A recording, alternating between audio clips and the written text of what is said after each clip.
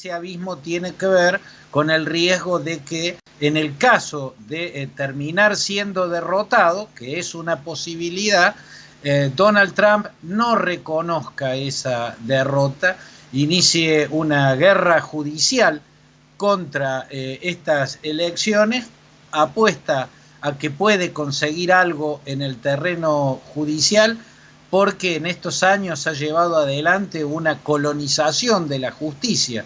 Esa colonización tuvo una parte visible que fue colocar a una fundamentalista bíblica de la posición en el terreno de la filosofía del derecho que llaman el originalismo, ¿no? Que es el literalismo en la interpretación de la Constitución, pero esa es la parte visible, además de la colonización en la Corte Suprema, que quedó descompensada, 6-3, 6 ultraconservadores y solo 3 progresistas o moderados.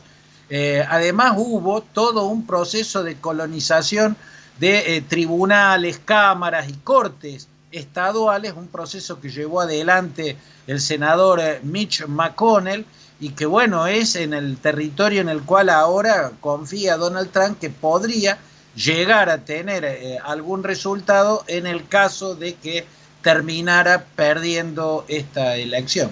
Además de este lado judicial, Claudio, ante este contexto de tensión y polarización que se vive en el país norteamericano, ¿preocuparía también que haya algún desenlace violento en las calles? Sí, esa posibilidad existe. Primero porque Trump, que en los 4 años de presidencia ha gobernado como un agitador, ¿no?, de posiciones extremas, con discursos incendiarios, está haciendo lo mismo en estas horas tan tensas, tan delicadas, tan peligrosas, ¿no? Existiendo peligros tan grandes, Trump sigue jugando al borde del abismo, el discurso sigue siendo agitador e incendiario, y en el núcleo duro de apoyo a Trump hay organizaciones extremadamente violentas. En ese núcleo duro están los remanentes del Ku Klux Klan,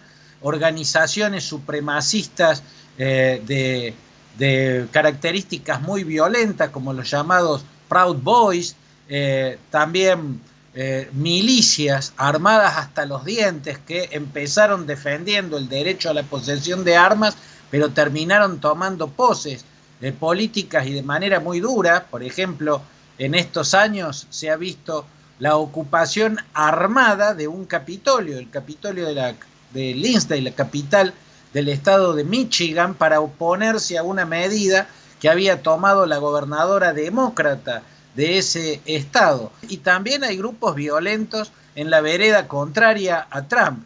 No tienen vínculos con los demócratas, no responden a Joe Biden, que indudablemente es un centrista, es un moderado, pero hay grupos de anarquismos que son proclives a la violencia, como la organización, o como el movimiento, mejor, una organización no es, el movimiento Antifa, por ejemplo, los antifascistas. A tu criterio, ¿qué tuvo más peso la decisión de los votantes de Estados Unidos? ¿La pandemia, la economía, el racismo o la figura de los candidatos a presidente? Si Donald Trump termina perdiendo esta elección, va a quedar en el selecto grupo de los desaprobados por la elección para un segundo término, porque si bien en el siglo XIX las elecciones en las cuales los presidentes intentaban un segundo mandato, era absolutamente normal que pudieran perderla. De hecho, la primera derrota la sufrió uno de los primeros presidentes, John Adams,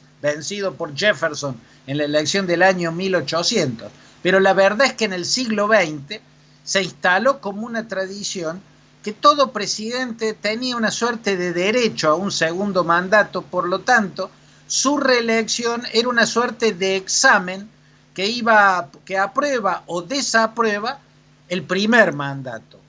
Es muy reducido el grupo de presidentes que fueron bochados por ese examen. Herbert Hoover en las elecciones de 1932, Gerald Ford en la década del 70, después Jimmy Carter y después Bush padre, George Herbert Walker Bush.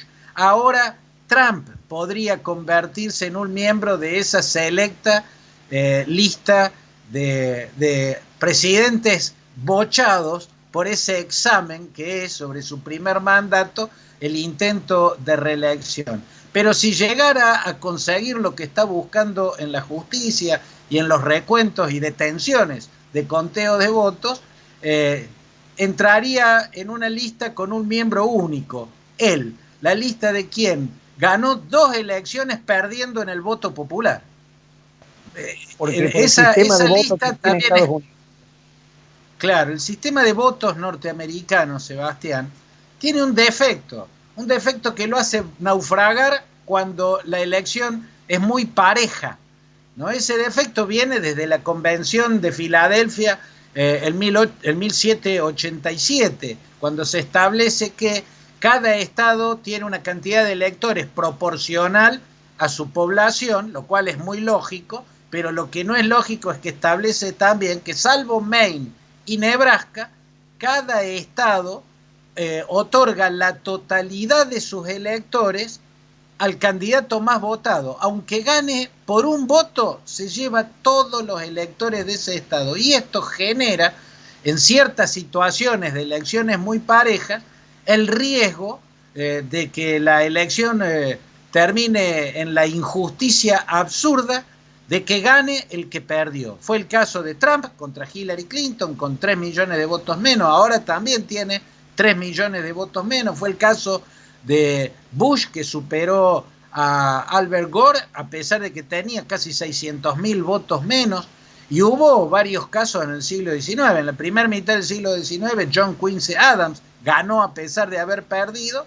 Y también Rutherford Hayes y Benjamin Harrison, ¿no es cierto? Bueno, en este caso, si lograra lo que está buscando Trump por estas horas, batiría el récord absoluto de haber ganado 2 veces, perdiendo en las 2 ocasiones en el voto directo, el voto de los ciudadanos.